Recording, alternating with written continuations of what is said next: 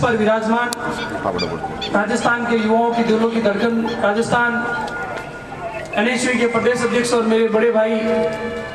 और आज के कार्यक्रम के हमारे मुख्य अतिथि आदरणीय अभिषेक जी चौधरी साहब, हमारे जोधपुर संभाग के एनएसयूआई के प्रभारी भाई राहुल बाकर जी, यूथ कांग्रेस के हमारे प्रदेश के प्रवक्ता आदरणीय मोहम्मद सिंह जी निबोल साहब और आज के कार्यक्रम के आयोजक मेरे भाई, मेरे साथी, आपके जैतान के लाडले भाई किशोर चौधरी जी और सम्मानित मंच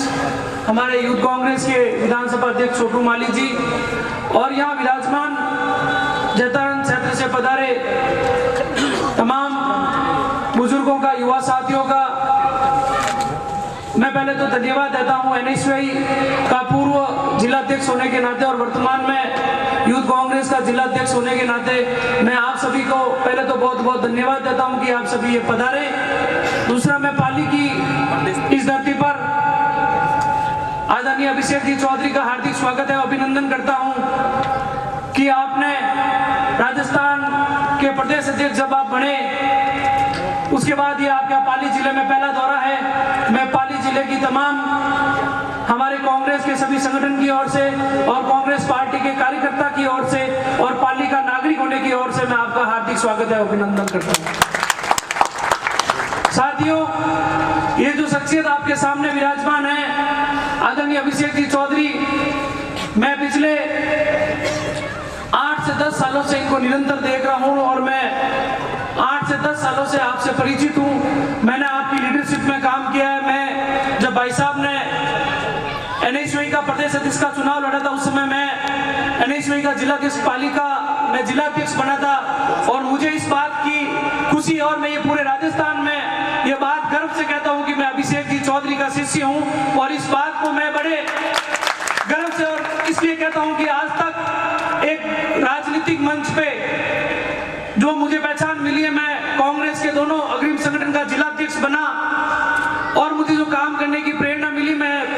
लगभग 3 से 4 राज्यों में मैंने विधानसभा के चुनाव किए। मैं गुजरात की विधानसभा में भाई साहब ने मुझे वहां दाता विधानसभा का प्रभारी भी नियुक्त करवाया। मुझे निरंतर जो राजनीति के अंदर आपने जो जो काम सौंपे, ये भाई साहब आपके पद चिन्हों पे चलने का परिणाम है कि वो सारे काम हम लोगों ने पूर्ण ईमानदारी और निष्ठा से किए। साथियों, जब भाई साहब ने प्रदेश अध्यक्ष का चुनाव लड़ा, उस चुनाव को हमने और राजस्थान की तमाम युवा शक्ति ने बहुत करीब से देखा और उस चुनाव को एक षड्यंत्र की तरह भाई साहब को चुनाव हराया गया। चुनाव हारने के बाद जब हमारे संगठन के चुनाव होते हैं, चुनाव हारने के बाद एक व्यक्ति वो होता है जो ये सोचता है कि अब मैं अध्यक्ष तो हूं नहीं, अब मैं अपनी विधानसभा देखूंगा और मैं जाके कहीं विधायक का टिकट मांगूंगा और मैं अपने घर जाके बैठ जाऊंगा। लेकिन भाई साहब ने चुनाव के हमारे परिणाम हमारे पक्ष में नहीं थे, फिर भी इस राजस्थान के प्रत्येक छात्र को ये उम्मीद बनाई कि आपके लिए अभिषेक चौधरी के दरवाजे 24 घंटे खुले हैं। आप जयपुर में संगठन का काम लेके, सरकार का काम लेके या कोई भी व्यक्तिगत काम लेके आ जाना, अभिषेक चौधरी सदैव आपको जयपुर में हाजिर मिलेगा। ये बात मैं निरंतर पिछले 10 सालों से देख रहा हूँ और मेरे जैसे हजारों कार्यकर्ता है कांग्रेस पार्टी के जो जयपुर में जाते हैं और अभिषेक चौधरी को जब अपना दर्द बताते हैं तो वो काम वहां से करवा के लाते हैं। जब अभी ये पूरा घटनाक्रम हुआ और भाई साहब को जब एनएसयूआई राजस्थान का प्रदेश अध्यक्ष बनाया गया, वो कांग्रेस पार्टी के लिए और हमारे संगठन के लिए और राजस्थान के लिए जब वो इतना मुश्किल दौर था, उस समय भाई साहब को प्रदेश अध्यक्ष बनाया गया। और आप यकीन नहीं करोगे, हमारे एनएसयूआई के राष्ट्रीय अध्यक्ष और यूथ कांग्रेस के हमारे राष्ट्रीय अध्यक्ष जब अभी जयपुर में एक अधिवेशन था, ये उनके खुद के शब्द थे कि अगर पूरे हिंदुस्तान के अंदर यदि इस समय कोई प्रदेश अध्यक्ष या छात्र नेता सक्रिय रूप से अपनी जिम्मेदारी निभा रहे हैं तो वो आदरणीय अभिषेक जी चौधरी है, जो इस समय संपूर्ण हिंदुस्तान के अंदर एकमात्र ऐसे प्रदेश अध्यक्ष है जिन्होंने, चाहे वो छात्रों की मांग हो, चाहे वो किसानों की मांग हो, आज देश जिस दौर से गुजर रहा है, जिस प्रकार से ये भाजपा की केंद्र की सरकार ने कृषि कानूनों को बिल लाके जो किसानों के अधिकारों को जो नुकसान करने का जो काम किया है, उसके खिलाफ यदि राजस्थान में संगठनात्मक किसी ने सबसे पहले आवाज उठाई तो वो आदरणीय अभिषेक चौधरी जी ने आवाज उठाई।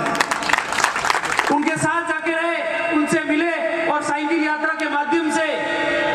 एक किसान पुत्र होने का बहुत बड़ा संदेश दिया और किसानों को यह विश्वास दिलाए कि यह किसान पुत्र सदैव आपके साथ खड़ा है। और हमारे जैसे हजारों सैकड़ों कार्यकर्ताओं को यह जिम्मेदारी दे दी कि आज जो किसानों के ऊपर जो मुसीबत आई है तो आपको और हम सबको मिलकर किसानों के साथ खड़ा रहना पड़ेगा।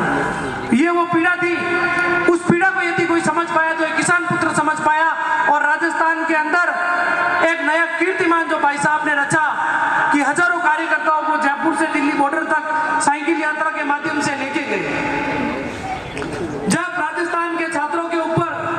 चाहे वो पीस वर्दी की हो, चाहे छात्रवृत्ति की हो, चाहे वो कॉलेज में प्रवेश को लेके हो, यदि कोई भी आपदा आई है तो भाई साहब ने